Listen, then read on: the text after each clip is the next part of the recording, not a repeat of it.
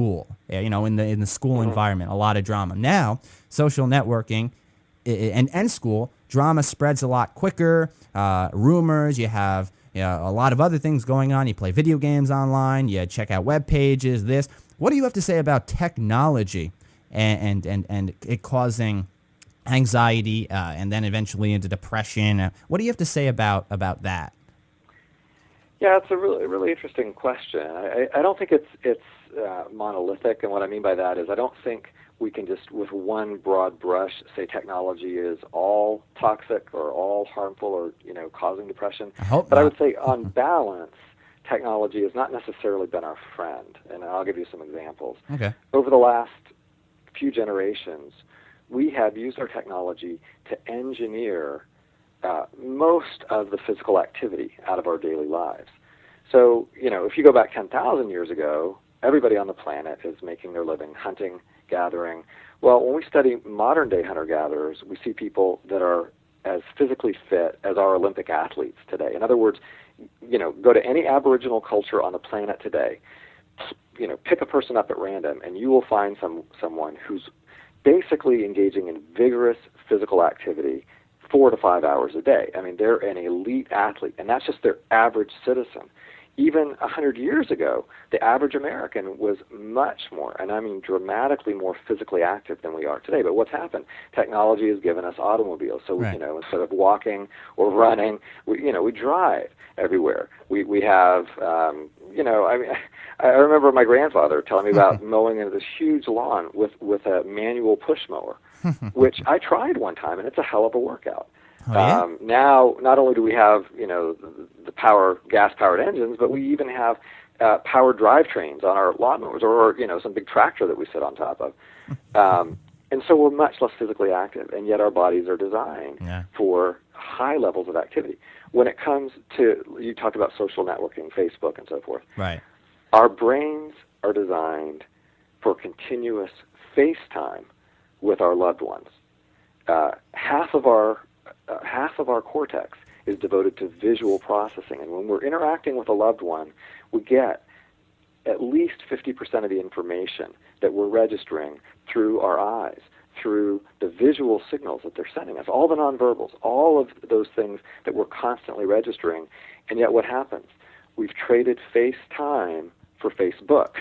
And, I'm not saying Facebook is completely bad, but it doesn't provide us with those very primal cues that we need that tell us you're connected, you're in the presence of the people that matter to you the most, and they're right there. Instead, we have the average American teenager spending 7.5 hours a day in front of a screen, and that doesn't even count the hour and a half they're spending texting on their phone. Right. Which means basically every waking moment when they're not in school, they're in front of a screen. Right. And this is not what we're designed for, and it's providing. I mean, you talked about the fact that kids now, when they're being bullied, they can't even go home and escape it as a safe haven because the bullying can follow them home. The drama follows them home, and that points to the other side of technology, which is I think equally dark, and that is that it keeps our brain's stress response circuits continuously engaged. In other words, we have a dramatically higher level of stress due to our technology. If you were to go back in time, I mean, it'd be fun if somebody could actually do this experiment. Just basically unplug and go live among the Amish for a couple weeks.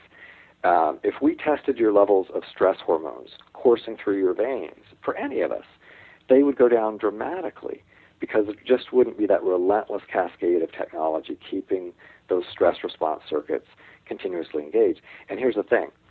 Those runaway stress response circuits, we now know, are the underlying cause in maintaining an episode of depression. We need to put the brakes on them.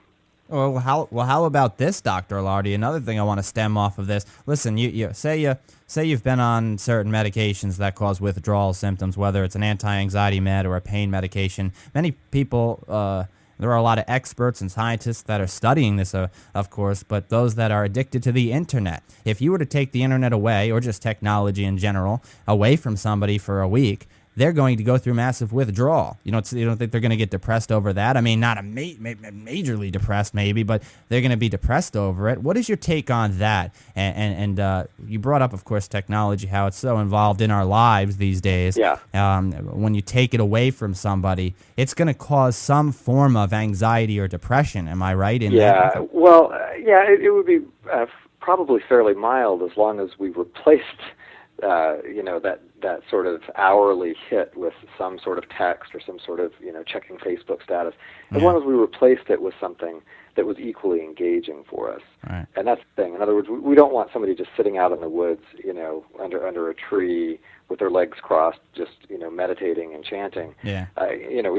We're designed, we are designed as a species for continuous engagement with the people around us and with meaningful activities that give us a sense that we're accomplishing something. And what happens when people become clinically depressed, unfortunately, is they get lost in their own heads. Depression tends to turn our focus very much inward, and it really amplifies a trend that's already in place in our society, which is increasing isolation, right? If the sociologists who track social trends over time have charted a dramatic decline in genuine, authentic social connection and community over the past several decades. And this turns out to be one of the factors that's pushing us toward this epidemic of depression. When we're engaged in meaningful connection with the people around us, all of a sudden that little text message or that little Facebook status update doesn't look nearly as compelling. Right. We can become equally addicted in a benign way, in a benevolent way, addicted to the people that matter to us most, addicted to activities that actually bring us authentic joy rather than just some sort of momentary fix. Gotcha. So it's very similar to, in other words, weaning somebody down from a specific medication. Yeah, well, it's interesting, too, that you would talk about withdrawal from medication because, we spoke earlier about the high proportion of Americans that either are on an antidepressant medication or have been on at some point in time. And, the medications for depression, I think everyone really needs to understand this. When you look at the research, you find they do not live up to the hype. I wish they did, by the way. I'm not anti-medication. Right. But only about 40 to 50% of depressed patients will derive any clinically meaningful benefit, even in the short term, from those medications. Right. The actual remission rate, which is to say, people take the med and within a few months they no longer have meaningful symptoms of depression at all, that rate is only about 30%, which means 70% don't even get to that level. And here's the really disturbing thing. Based on the biggest study that was ever conducted of antidepressant responses, it was called the STAR-D trial, if listeners want to look it up, STAR*D, STAR-D trial. The actual rate of lasting cure, which is to say patients who got well and stayed well for a year on antidepressants, and they could switch meds up to 4 times, the rate of cure was less than 6% of all the patients who entered into the study, and they studied thousands. So the meds really haven't lived up to the hype. Okay, now here's where I was going to go with that. Antidepressants also have a difficult and painful withdrawal syndrome, not for everyone, but for a fairly high percentage of patients who take them. So what happens? A person takes the med, and they get maybe, if they're lucky, some relief. They're not cured, but they feel somewhat better. Over time, they get tired of the side effects, and they decide, you know what, I really want to go off this med, and they try to go off the med, and they haven't been warned, and now they start having really hellacious side effects of the withdrawal. And so they're feeling, ironically, they're feeling some of the very same symptoms of depression coming at them, not because they have a so-called chemical imbalance, but instead because they're going through withdrawal. But the attribution they make is, oh my God, I need this medication. Right. I must have a chemical imbalance because I feel like hell without it. If they could just get through that withdrawal, the chances are they would be able to do much better. Right. But that's Does that make sense? Oh, it makes perfect sense, but that's where the weaning has to come into play. I mean, I thought, and I don't know, seeing that you're a doctor, you would know about this, but doctors, aren't they supposed to at least advise them that if you're going to be coming off of this medication, you need to be weaned off? I mean, if it's messing with the brain, it has to.